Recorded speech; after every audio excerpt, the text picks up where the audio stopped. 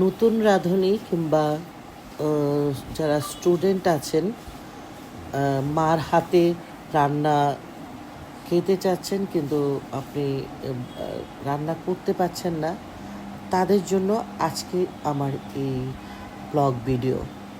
Hello everyone, আসসালামু আলাইকুম। সবাই কেমন আছেন? আশা করছি সবাই ভালো আছেন। আমিও আলহামদুলিল্লাহ ভালো আছি। তো আমি সবসময় চেষ্টা করি আমার ভিডিও ব্লগের মাধ্যমে আমার কাছ থেকে কিছু শিখুক।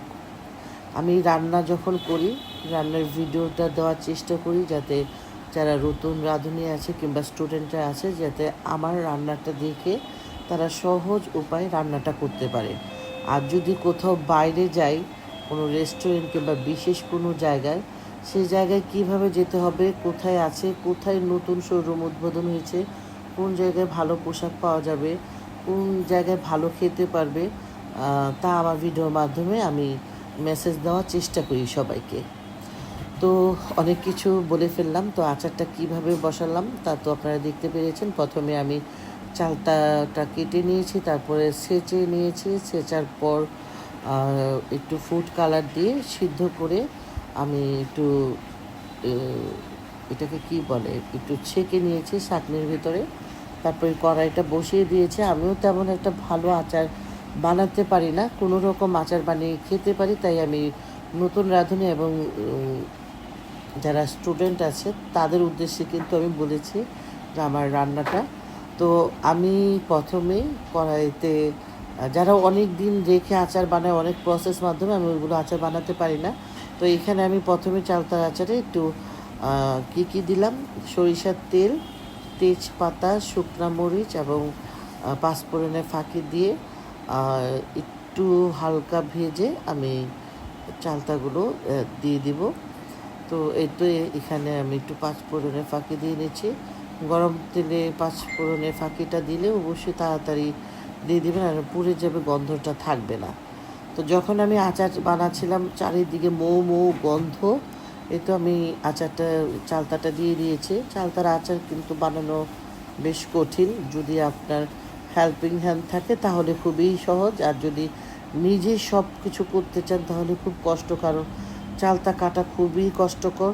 এটাকে আবার স্যাঁচো সিদ্ধ দাও, এটাও একটু কষ্টের ব্যাপার। আমাকে সব প্রসেস করে দিয়েছিল, তারপর আমি জাস্ট আচারটা বসিয়েছি। এখানে দিয়েছি একটু আদা বাটা আর একটু রসুন বাটা দিয়েছি, দিয়ে এটাকে 15 মিনিট 20 মিনিট মতন কষিয়ে নিয়েছি। এতক্ষণ তো কষানো দেখা যাবে না, এই জন্য আপনাদেরকে ঝটপট দেখিয়ে দিলাম। কষানোর পর আমি চিনি দিয়েছি। ওই চিনির মাধ্যমে ভিতরে সব রসগুলো ঢুকবে। এখানে কোনো পানি ইউজ করিনি, একটু সিরকা দিয়েছি যাতে কয়েকদিন খেতে পারে সেই জন্য। তো আমার শাশুড়ি মাকে আমি সবসময় দেখেছি যখন যে সিজন আসে ওই সিজনে কড়াই ভরে উনি আচার করতো। আমার হাজব্যান্ড সহ আমার 4 ভাই ওরা। তো আমার ভাসুরা খুব আচার পছন্দ করে। দেখা গেছে যে বয়মে ওঠানোর আগেই কড়াই থেকে আচার শেষ হয়ে যেত। সিজনাল আচারগুলো আমার শাশুড়ি মা সবসময় দিতেন। আমিও চেষ্টা করি, কারণ আমার একমাত্র হাজব্যান্ড আচার খুব পছন্দ করে। মজা করলাম। আপনাদের ভাইয়া আচার খুব পছন্দ করে। আমার ছোট ছেলেও তার বাবার মতন হয়েছে, আচারটা খুব পছন্দ করে। আমার বড় ছেলে আমার মতন মাঝে মধ্যে শখ করে খাই, তেমন একটা পছন্দ তা না। খিচুড়ি টিচুড়ি হলে আপনার ভাই যখন একটু আমার প্লেটে উঠিয়ে দেয়, আমি সবার লাস্টে একটু চেটে পুটে খাই, কিন্তু তেমন যে আমার একদম আচার হতেই হবে তেমনটা না। এই তো এখন চিনি দিয়ে দিচ্ছি। চিনিটা ভেবেছিলাম যে হাফ কেজি হলে হবে না, পুরো 1 কেজি চিনি লেগেছে, কারণ মিষ্টি না হলে চালতার আচার ভালো লাগে না। সেই জন্য চিনিটার থেকে পানি বের হবে, ওই চিনিটার ভিতরেই কষানো হয়ে যাবে। আরেকটা কষানো আচার বানানো একদম সোজা। বললাম না, আমার মতন করে আচার বানাবেন, একদম ইজি। জাস্ট কিন্তু খেতে কিন্তু ভালোই মজা হয়েছে, কিন্তু বেশি দিন রাখা যাবে না। ওই যে সিজনাল আচার বানানোর কয়েকদিন ঝটপট খাবেন আর শেষ করে ফেলবেন। আমি ঠিক তেমন আচারই বানাতে পারি। তো এখানে দিয়েছি শুকনা মরিচ, জিরা, কাঁচা জিরা, কাঁচা ধনিয়া, আর পাঁচফোড়ন, এগুলো সবগুলো একসাথে ফাঁকি করে নিয়েছি। এই মাঝখানে কখন জানি একবার দিয়েছি, একটা মিস্টেক হয়ে গেছে। এই যে মশলা দিয়েছি বলেই কিন্তু কালারটা একটু চেঞ্জ হয়েছে। তো এখন আমি আবার নামানোর আগে আবার এই যে একটু মশলা দিয়ে দিচ্ছি, যাতে এটা ভিতরে ভিতরে থাকে। এখানে এটাই হলো জিরা আর কাঁচা ধনিয়া ফাঁকি দিয়ে দিলাম।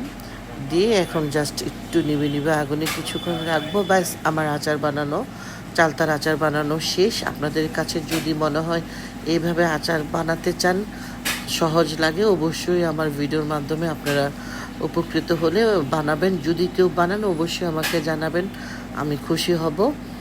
আর এই তো এখন জাস্ট খাওয়ার পালা। যারা আমার পরিচিত আছেন, চেনা জানা, আমার আচার খেতে চান, আমার হাতে রান্না খেতে চান, অবশ্যই বলবেন।